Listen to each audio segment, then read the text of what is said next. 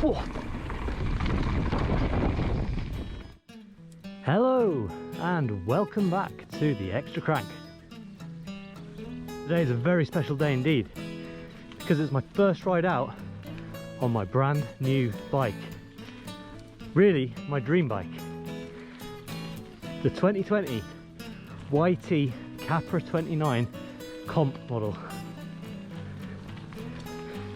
She's looking and feeling pretty sweet. So in today's video, I'm going to be telling you a little bit about what I think of her.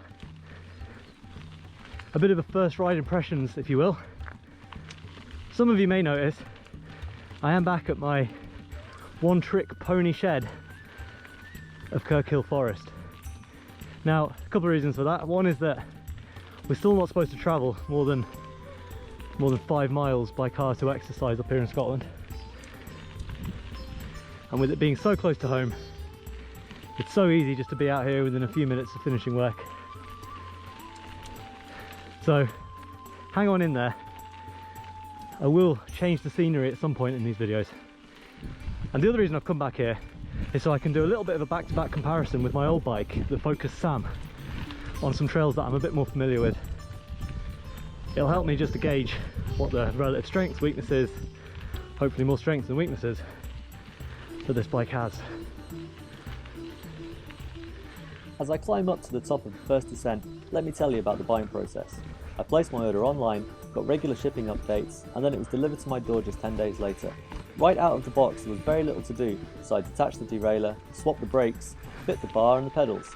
I also set my wheels up tubeless and installed a frame wrap protection kit. Here's a quick edit of the unboxing and the build process. Oh yeah, and at this point, I'd already sussed out something I love about this bike. This 50-tooth cassette is a lifesaver.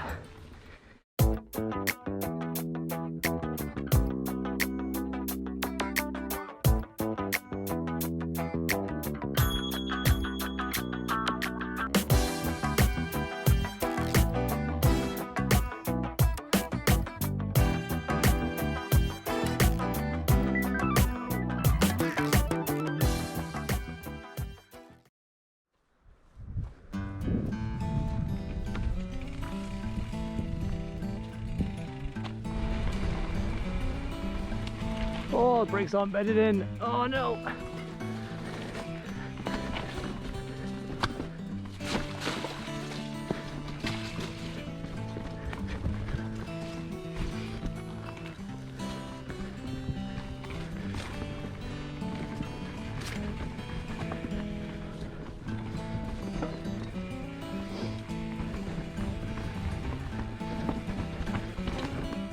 Wow, the big wheels carry nice speed.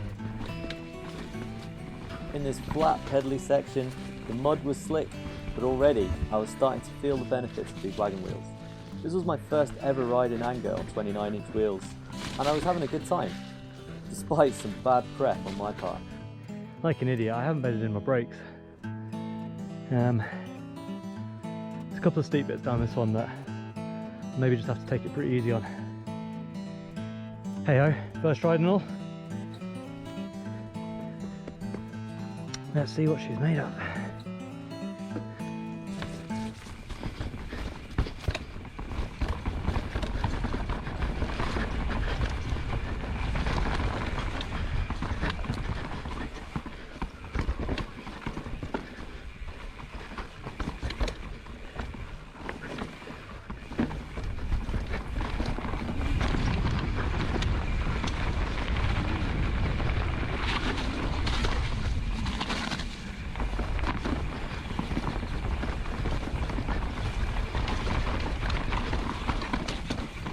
Ooh.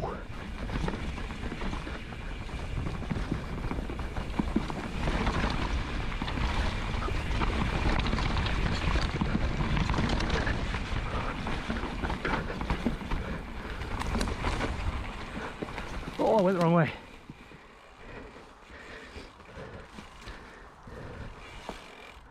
I pushed back up to do this bottom bit again, mainly because there's a right hand berm just in a few seconds time that if you get it right, you sort of feel like you can just carry infinite speed through it.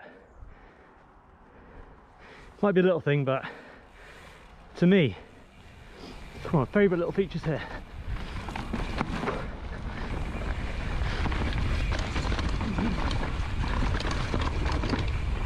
Oh yes!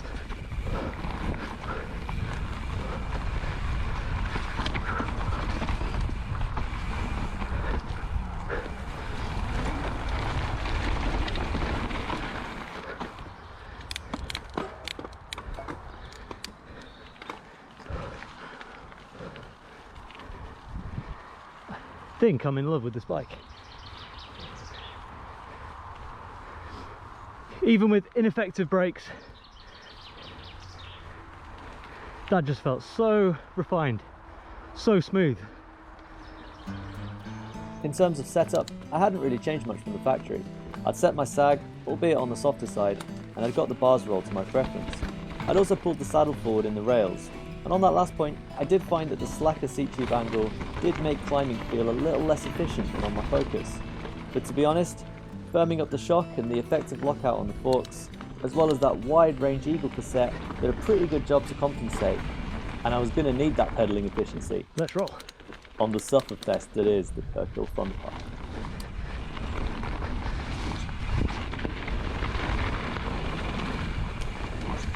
Brakes still not bedded in, right?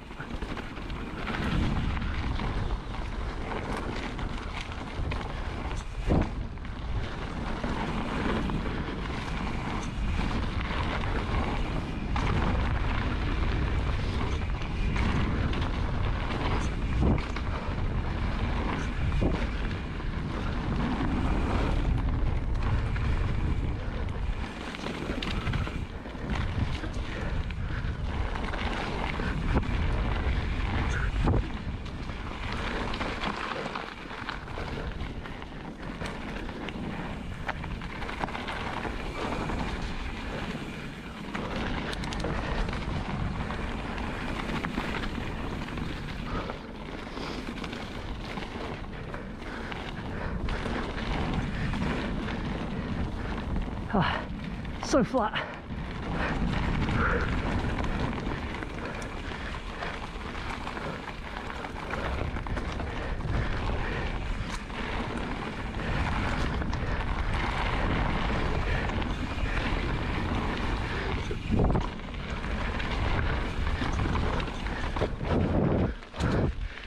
Oh, right.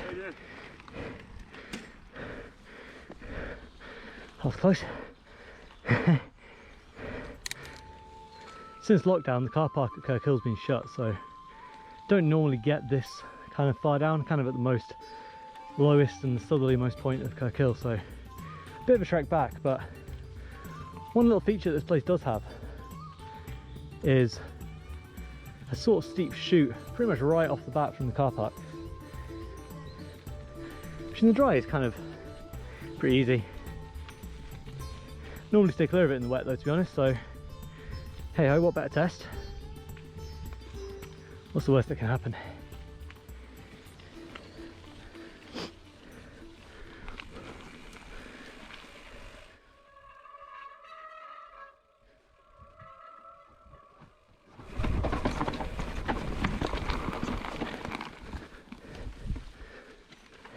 Oh, this climb out is steep.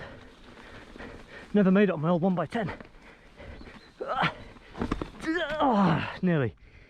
One of the biggest worries I had with swapping over to the bigger wheels was that on steep chutes I'd catch the back of my shorts on the rear tyre. And, well, I did back there, but only a little, and it was all good. I should have been more worried about these slick roots that nearly spoiled the party. Oh,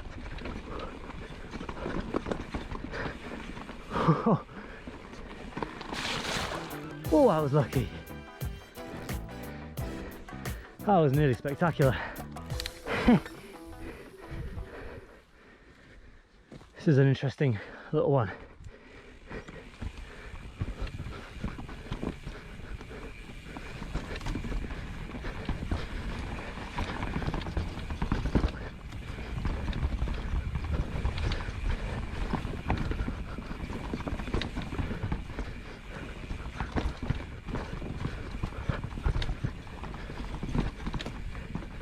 It was right about now something really clicked for me. Picking a solid line through the trees, like the speeder seen on Endor in The Return of the Jedi, I could feel the wheels tracking the ground like nothing I'd ever ridden, and holes that I'd always considered as speed killers melted away into nothing at all.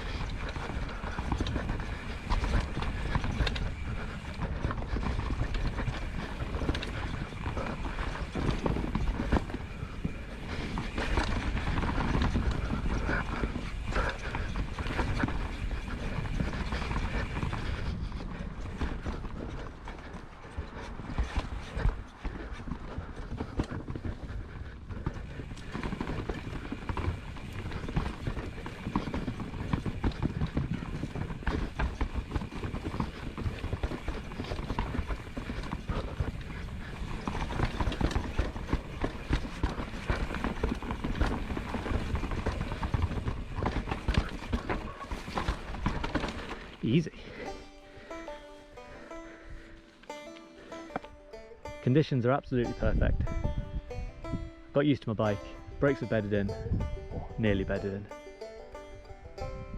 I'm feeling pretty fresh.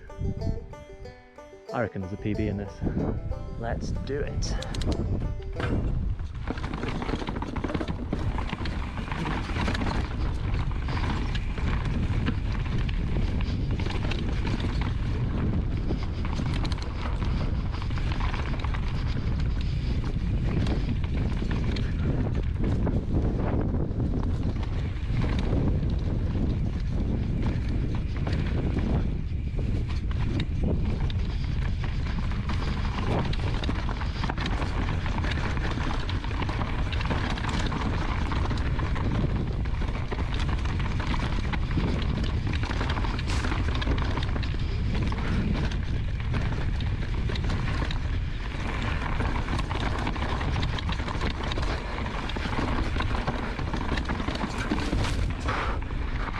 Okay, so a couple of dumb lines meant that this wasn't the fastest run down from the tower I'd ever done, but it was close. As I climbed for the final time on this ride, I was reflecting on the bike, about how quiet it was, about how much more stable the wheelbase and reach increase had felt. But I was also considering tackling a feature that had been in the back of my mind for a while, a quarry rock slab right at the bottom of a trail called Marcus Flint.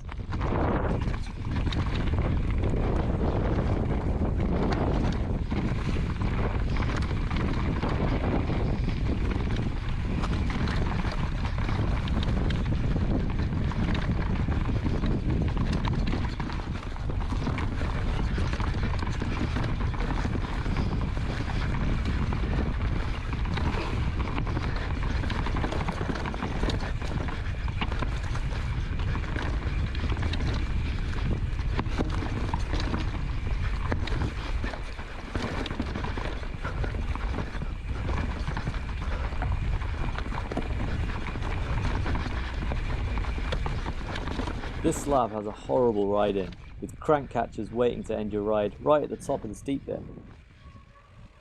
Ah.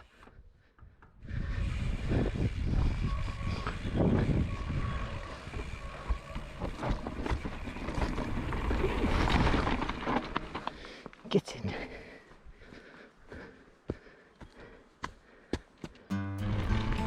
What a success. What a bike. Ah, what an evening. As first rides go, it's safe to say this was a good one. To sum up, the YT Capra 29 has exceeded my expectations. I'll probably firm up the suspension and run some low tire pressures next time out, but I'm looking forward to dialing her in properly. If you're new to the channel, please consider subscribing and please press like if you did. And as ever, thank you very much for riding along with me today. I have been the Extra Crank. Woo.